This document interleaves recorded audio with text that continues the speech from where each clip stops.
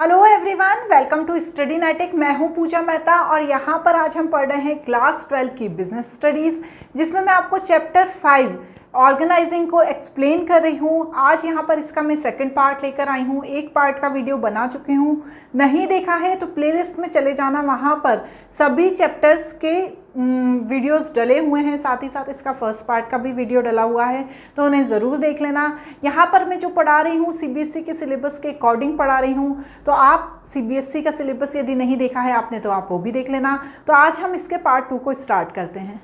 चलो, पार्ट 2 में हमें ऑर्गेनाइजेशन स्ट्रक्चर को समझना है। क्या होता है ऑर्गेनाइजेशन स्ट्रक्चर, यहाँ पर उसके बारे में मैंने थोड़ा सा लिखा हुआ है, उसे पढ़ लेते हैं। Organisation structure provide the framework which enable the enterprises to function as an integrated unit by regulating and coordinating the responsibilities of individual and department. कोई भी ऑर्गेनाइजेशन होती है, उस ऑर्गेनाइजेशन में बहुत सारे काम होते हैं, ठीक है। जब कोई प्रोडक्ट बनता है, उस प्रोडक्ट को बनाने से लेके उसको सेल करने तक के उस बीच में उसे बहुत सारे काम करने होते हैं। अब वो सारे काम यदि वो प्रॉपर ऑर्गेनाइज नहीं करता है तो वो काम करना बड़ा हौच पौच हो जाता है। तो उसके लिए वो क्या करता है, प्रॉपर ऑर्गेनाइजेशन स्ट्रक्चर तैयार करता है। मतलब क्या होता है इसका कि यदि प्रोडक्शन करना है तो उसके लिए वो अलग डिपार्टमेंट बना देगा, उसके बाद वो सेल्स का अलग डिपार्टमेंट बना देगा, उसके बाद वो एडवर्टाइजमेंट का अलग डिपार्टमेंट बना देगा। तो यहाँ पर क्या करता है, वो ऑर्गेनाइजेशन का इस तरह से स्ट्रक्चर बनाता है कि हर व्यक्ति को अपना काम पता हो, हर डिपार्टमेंट को अपना काम पता हो और वो डिपार्टमेंट उस काम के प्रति रिस्पॉन्सिबल हो। तो ऑर्गेनाइजेशन स्ट्रक्चर में यही चीज़ को एक्सप्लेन किया गया है कि यहाँ पर हर काम को ऑर्गेनाइज्ड वे में डिपार्टमेंटलाइज तरीके से सबको बता दिया जाता है कि इस तरीके से काम होगा। यहाँ पर एक छोटा सा एग्जाम्पल दिया हुआ है, उस एग्जाम्पल के थ्रू हम और अच्छे से समझ सकते हैं। जैसे रीता है जो एक मैन्युफैक्चरिंग कंपनी चलाती है। अब क्या है, उसकी जो कंपनी है वो एक ट्रैवल एजेंसी है। अब वो जो ट्रैवल एजेंसी है उसमें बहुत सारे कस्टमर्स होते हैं और साथ ही साथ वो एम्प्लॉय से कोऑर्डिनेट करते हैं, क्योंकि उन्हें कहीं पर भी जाना होता है तो वहाँ पर वो अकेले तो कुछ कर नहीं सकती। उसने अपने लिए बहुत सारे एम्प्लॉय हायर कर रखे हैं जो किससे कोऑर्डिनेट करते हैं, कस्टमर से कोऑर्डिनेट करते हैं। अब क्या है, उसने ये सोचा है कि जो उसकी ट्रैवल एजेंसी है उसको वो क्या करेगी, और ज़्यादा आगे बढ़ाने के लिए उसने अपने मन में ये डिसाइड किया है। अब इसके लिए उसने क्या किया है, और जो ऑर्गेनाइजेशन है जो उसकी ट्रैवल एजेंसी है उसे 3 सब हेड में डिवाइड कर दिया है। अब ये 3 सब हेड क्या है, इनका नाम क्या है, ऑपरेशन, सेल्स एंड एडमिनिस्ट्रेशन। मतलब जो भी ऑपरेशन, मतलब जो भी काम करना है ऑपरेशन लेवल का, उसे कौन देखेगा, वो ऑपरेशन डिपार्टमेंट देखेगा, सेल्स डिपार्टमेंट अलग होगा और एडमिनिस्ट्रेशन डिपार्टमेंट अलग होगा। अब जो ऑपरेशन है उसमें कौन कौन इंक्लूड कर दिए उसने, travel counsellor, reservations and ticket and consumer care. Sales में क्या इंक्लूड कर दिए इसने, अकाउंट्स एग्जीक्यूटिव। और फिर इसने एडमिनिस्ट्रेशन में क्या इंक्लूड कर दिए, book keeper, cashier and the utility personnels. तो यहाँ पे क्या करा, उसने अपने काम का डिवीजन कर दिया। पहले क्या हो रहा था, उसके यहाँ बड़ा हौच पौच वाली स्थिति चल रही थी, लेकिन जब से उसने ऐसे 3 सब हेड बना लिए, कौन कौन से, ऑपरेशन, सेल्स एंड एडमिनिस्ट्रेशन, तो सब कामों की ग्रुपिंग हो गई और सभी काम ऑर्गेनाइज्ड वे में होने लगा। तो इसे क्या कहते हैं बच्चों, ऑर्गेनाइजेशन स्ट्रक्चर कहते हैं, जिसमें सब हेड बना दिए जाते हैं और फिर उनके अंडर काम करने वाले लोग अलग होते हैं। तो अब यहाँ पर इसे भी क्या हुआ है, 2 पार्ट में डिवाइड किया गया है। Types of the organisation structure, इसके 2 पार्ट हैं, functional structure and divisional structure. तो फंक्शनल स्ट्रक्चर के बारे में हम समझेंगे। देखिए, फंक्शनल स्ट्रक्चर की मैंने डेफिनेशन लिखी है, grouping of job in similar nature. क्या होता है, grouping of job of similar nature under function, organising this major function is the separate department, create the functional structure, all department report to the coordinating head. ठीक है, तो यहाँ पर functional structure में ये होता है कि यहाँ पर हर फंक्शन के लिए, मतलब किसी भी ऑर्गेनाइजेशन में बहुत तरह के काम होते हैं, तो हर काम के लिए एक अलग टीम बना दी जाती है। ठीक है, जैसे यहाँ पर सबसे अच्छा हम यदि इसको देखते हैं तो देखो, यहाँ पर मैनेजिंग डायरेक्टर है, फंक्शनल स्ट्रक्चर का ही डायग्राम दिया है।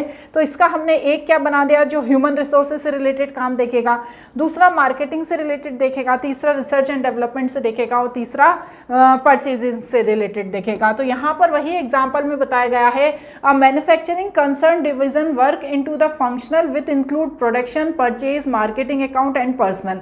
These department are the further divided to the its section. ठीक है ना, अब ये ये जो सेक्शंस बने हुए हैं ह्यूमन रिसोर्सेज का है, तो ह्यूमन रिसोर्स के अंदर भी आने वाले लोग अलग होंगे, ठीक है, वो सिर्फ लेकिन ह्यूमन रिसोर्सेज से रिलेटेड काम को ही देखेंगे। परचेजिंग के अंदर आने वाले लोग अलग होंगे, वो परचेजिंग से रिलेटेड ही काम देखेंगे। तो ये क्या होता है, फंक्शनल स्ट्रक्चर होता है जिसमें हर फंक्शन के लिए अलग हेड बना दिए जाते हैं और वो उसी से रिलेटेड काम देखते हैं, ठीक है। अब यहाँ पर इसके एडवांटेज क्या है? A functional structure lead to the occupational specialization since emphasizes the place of a specific function. This promote efficiency and utilization of manpower. Employee perform similar task within a department and able to improve performance. देखो यहाँ पर हर department में, जैसे मैंने आपको बताया purchasing का department बना है, उसमें परचेजिंग से रिलेटेड ही वर्कर्स काम करेंगे। अब क्या होगा ना, जब उन्हें पता है कि उनका काम क्या है तो वो उस काम को क्या करेंगे और इफेक्टिवनेस से करेंगे और अच्छे से करेंगे, जिससे क्या होगा ना, उनके परफॉर्मेंस में इंप्रूवमेंट होगा। It promote control because the similarity of task being perform. देखो ऐसा नहीं है कि हमने अपॉइंट कर दिया फिर हम उन्हें देखेंगे नहीं, उस पर कंट्रोल रखना भी जरूरी है। अब कंट्रोल रखना तब और इजी हो जाता है जब डिपार्टमेंट्स बटे होते हैं, ठीक है ना। नेक्स्ट क्या है, it help to increasing managerial and operational efficiency, this result increase profit. तो इससे क्या होता है, मैनेजेरियल और ऑपरेशनल इफिशियंसी बढ़ती है और प्रॉफिट को भी इंक्रीज करने में हेल्प मिलती है। It lead to minimal duplication of effort which result to economics of the scale and the lower cost. क्या होता है, जब हमें पता है कि इस व्यक्ति से हमें ये काम कराना है तो काम का डुप्लीकेशन नहीं होता। यदि आप प्रॉपर ऑर्गेनाइजिंग नहीं करेंगे तो आप एक ही काम को दो लोगों को सौंप देंगे, जिससे क्या होगा, आपकी कॉस्ट भी बढ़ जाएगी, लेकिन इससे कॉस्ट नहीं बढ़ती और अच्छे से काम हो जाता है। नेक्स्ट क्या है, it make training of employ easier as focus only the limited range of skill. यहाँ पर जिस काम में, जिस डिपार्टमेंट में जो वर्कर है उसे उसी काम की ट्रेनिंग दी जाती है और वो उसी काम में फोकस लगाकर काम करता है, ठीक है। It ensure that different function get due attention, मतलब हर काम पे अटेंशन इसमें मिलता है। ये होगा इसके एडवांटेज। इसके बाद इसके कुछ डिसएडवांटेज भी हैं। क्या है, इट में lead to problem to coordination as information had to exchange across the functionally differentiate department. अब परचेज डिपार्टमेंट वाला यदि सेल्स डिपार्टमेंट से कोई बात डिस्कस करना चाहता है तो उसको कोऑर्डिनेट करने में दिक्कत होगी, क्योंकि उसका डिपार्टमेंट अलग है और इसका डिपार्टमेंट अलग है। इसके डिपार्टमेंट की कोई भी बात इस डिपार्टमेंट वाले को नहीं पता है तो वो दोनों में कोऑर्डिनेशन में दिक्कत हो सकती है। A conflict interest may arise when the interest of two or more department are not compatible। देखो अब हर डिपार्टमेंट अपने आप को सुपीरियर समझेगा कि ये हमारा डिपार्टमेंट है, सेल्स वाला कहेगा ये हमारा है, परचेज वाला कहेगा ये हमारा है, पर दोनों के बीच कोऑर्डिनेशन कभी कभी बनने में दिक्कत हो जाती है क्योंकि दोनों अपने आप को सुपीरियर समझेंगे। It may lead to inflexibility of people of same skill of knowledge base the develop the narrow perspective and thus the difficulty to appreciating by the other point of view. देखो क्या होता है, जब वो व्यक्ति एक ही काम कर रहा है तो उससे दूसरी चीज़ का बिल्कुल भी नॉलेज नहीं होगा। यदि इन केस उससे यदि हम कोई दूसरा काम कराते हैं तो वो बिल्कुल उसमें ज़ीरो हो जाएगा क्योंकि उससे उस चीज़ का नॉलेज ही नहीं है। तो ये कुछ डिसएडवांटेज भी हैं फंक्शनल ऑर्गेनाइजेशन के। अब इसमें नेक्स्ट क्या है, डिविजनल स्ट्रक्चर। अब डिविजनल स्ट्रक्चर क्या होता है, divisional structure the organisation structure comprise separate business unit और डिवीजन। देखो जब कोई ऑर्गेनाइजेशन बहुत बड़ा होता है, बहुत बड़े बड़े ऑर्गेनाइजेशंस होते हैं, वो बहुत सारी चीज़ों को प्रोड्यूस करते हैं, ठीक है। तब क्या होता है ना, जब वो बहुत सारी चीज़ों को प्रोड्यूस करते हैं तो हर जो चीज़ को, प्रोडक्ट को प्रोड्यूस कर रहे हैं उसका एक अलग डिवीज़न बना दिया जाता है। इसका सबसे अच्छा आप एग्जाम्पल देखो यहाँ पर मैंने एक डायग्राम बना है कि जैसे एक ऑर्गेनाइजेशन है वो कॉस्मेटिक्स भी बनाती है, गारमेंट्स भी बनाती है, फुटवेयर भी बनाती है और स्किन केयर भी बनाती है। तो अब यहाँ पर क्या होगा, गारमेंट्स के लिए अलग HR होगा, मार्केटिंग होगी, रिसोर्स एंड डेवलपमेंट होगा और परचेजिंग होगी। फुटवेयर के लिए भी सेम ऐसा ही होगा, स्किन केयर के लिए भी और कॉस्मेटिक्स के लिए भी। तो ये जो होता है डिविजनल स्ट्रक्चर होता है ना बच्चों, ये जब बहुत बड़ी कोई ऑर्गेनाइजेशन होती है ना उसके लिए होता है, जब वो एक से ज़्यादा प्रोडक्ट को बनाती है तो उसके लिए डिविजनल स्ट्रक्चर होता है, ठीक है। अब इसके भी कुछ एडवांटेज हैं। क्या एडवांटेज हैं, Product specialization help to develop the various skill and divisional head to prepare him to the higher position. This is because he gain experience for the all function related to the particular product. इसका एक फ़ायदा होता है कि जैसे cosmetics है, अब cosmetics में सारे डिपार्टमेंट काम कर रहे हैं, ठीक है। तो हर डिपार्टमेंट में काम करने वाले लोगों को एक दूसरे के डिपार्टमेंट के बारे में पता होता है क्योंकि उनका डिपार्टमेंट अलग है।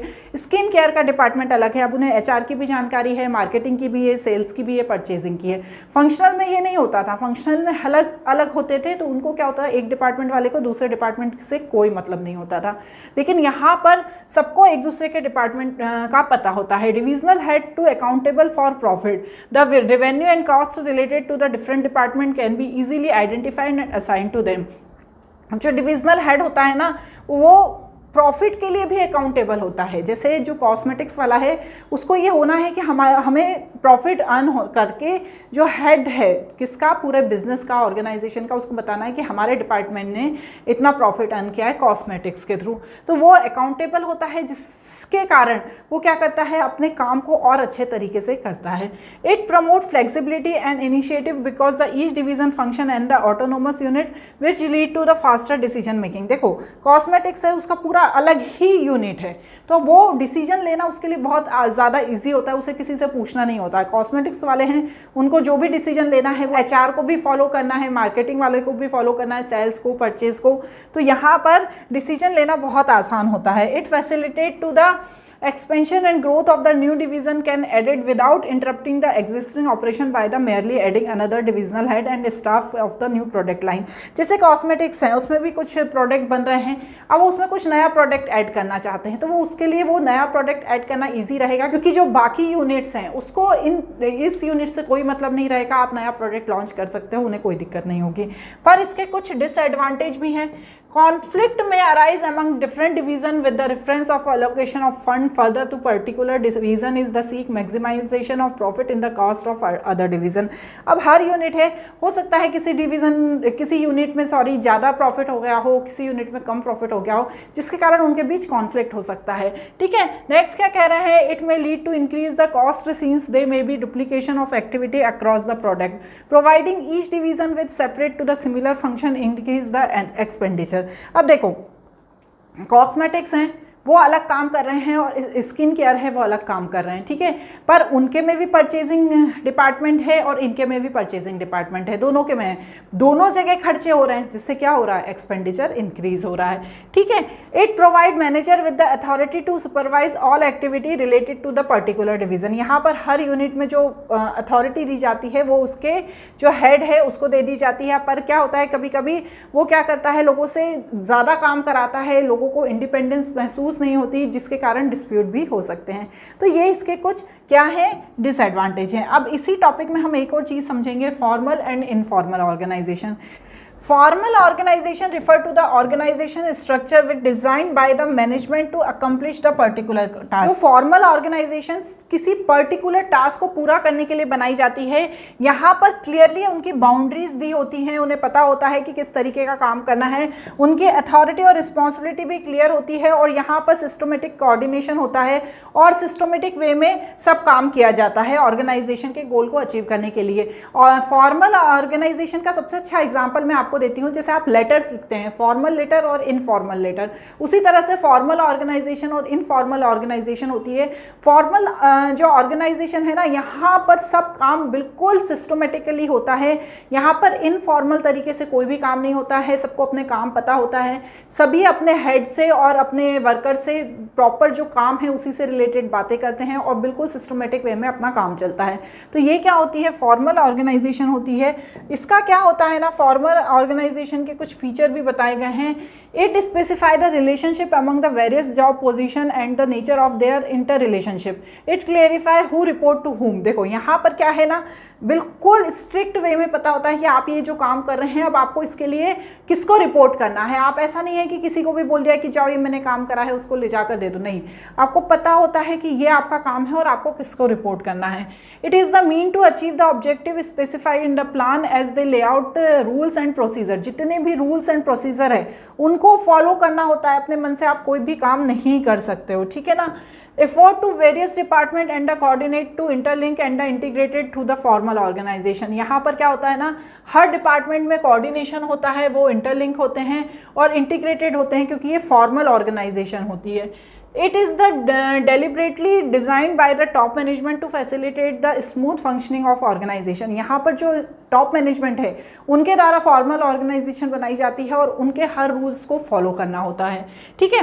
It plan to more emphasis of the work performed than the interpersonal relationship among the employees. यहाँ पर वर्क को अच्छे तरीके से परफॉर्म करने के लिए प्रेशर बनाया जाता है, किसी भी तरह का कोई रिलेशनशिप नहीं रहता एम्प्लॉयज़ में। इसी तरह के इसके एडवांटेज भी दिए हुए हैं जिन्हें आप पढ़ सकते हैं, वही चीज़ें लिखी हुई हैं सारी एडवांटेज में। इसकी PDF में आपको अवेलेबल करा दूंगी और इसी तरह से इसकी देखिए लिमिटेशन भी लिखी हुई है जिसकी मैं आपको PDF अवेलेबल करा दूंगी। अब नेक्स्ट होता है इसका इनफॉर्मल ऑर्गेनाइजेशन। इनफॉर्मल ऑर्गेनाइजेशन क्या होती है? ये फॉर्मल ऑर्गेनाइजेशन नहीं जैसी नहीं होती। यहाँ पर हर काम ऑफिशियली होता है लेकिन लोग एक दूसरे से अदर वे में भी कांटेक्ट कर सकते हैं। यहाँ पर फॉर्मल ऑर्गेनाइजेशन जैसी कठोर नहीं होती है। यदि आपको किसी काम को करने के बाद किसी हेड को रिपोर्ट करना है, यदि आप उसे रिपोर्ट नहीं कर सकते हो तो आप अपने किसी फ्रेंड को या अपने किसी कलीग को बोल देते हो कि तुम मेरी ये फाइल ले जाकर उसको दे देना। तो यहाँ पर ये इनफॉर्मल ऑर्गेनाइजेशन होती है। यहाँ पर बिल्कुल फ्रेंडली बिहेवियर होता है हर एम्प्लॉय का एक दूसरे के बीच। Example of the such group formal is common interest may be those who take part of the cricket matches. यहाँ पर क्या होता है, हर वीकेंड पे कुछ ना कुछ गेम्स ऑर्गेनाइज किए जाते हैं ताकि सभी कलीग्स मिलकर आ सके। जैसे क्रिकेट मैच ऑर्गेनाइज करा दिया संडे को, मिलने के लिए कैफेटेरिया में बुला लिया गया, कोई भी इनफॉर्मल काम ऐसा कर दिया गया जो किसी भी फॉर्मल ऑर्गेनाइजेशन में ही नहीं होता। ये लोग ऑफिस के बाहर भी मीटिंग कर सकते हैं, घूम फिर कर भी काम कर सकते हैं। तो ये क्या होती है? ये इनफॉर्मल ऑर्गेनाइजेशन होती है। तो इसके क्या फीचर हैं? An informal organisation organising with the formal organisation as a result of the personal interaction among the people, ठीक है, अमंग द एम्प्लॉय। यहाँ पर क्या होता है, हर कली एक दूसरे के साथ फ्रेंडली बिहेवियर रखता है और फ्रेंडली तरीके से एक दूसरे से मिलता है। Independent channel of the communication without specified direction to the flow of information and developing of the group member. यहाँ पर ये नहीं क्लियरिफाई रहता कि किसको किसे रिपोर्ट करना है, कोई भी किसी से जाके मिलके उसे रिपोर्ट कर सकता है। यहाँ पर कोई भी स्ट्रक्चर डिफाइन नहीं होता, कोई भी एक दूसरे से सोशल मीडिया के थ्रू भी कॉन्टेक्ट कर सकता है और मिल सकता है। इसी तरह देखिए इसके भी एडवांटेज दिए हुए हैं। जिस तरीके से फॉर्मल ऑर्गेनाइजेशन के एडवांटेज दिए हुए थे उसमें पूरी एडवांटेज में यही बताया है कि हर काम को करने का जो तरीका है बिल्कुल इनफॉर्मल होता है। यहाँ पर कोई भी किसी को रिपोर्ट कर सकता है लेकिन प्रॉपर ऑब्जेक्टिव को अचीव करना भी इनका मेन मोटो होता है, लेकिन बिल्कुल ईजी वे में करते हैं। इन्हें प्लान एंड पॉलिसी को फॉलो करना होता है लेकिन इनफॉर्मल तरीके से करना होता है। डिसएडवांटेज भी बताए गए हैं कि क्या होता है, ज़्यादा फ्रेंडली बिहेवियर हो जाता है तो लोग काम नहीं कर पाते अच्छे से। यहाँ पर क्या होता है ना, इनफॉर्मल ऑर्गेनाइजेशन में क्या होता है ना, कोई भी नई चीज़ इम्प्लीमेंट करने में बहुत दिक्कत होती है, उसे मानने में लोग अपोज करते हैं। तो बच्चों इस तरह से आज यहाँ पर हमने इसका पार्ट 2 पढ़ा।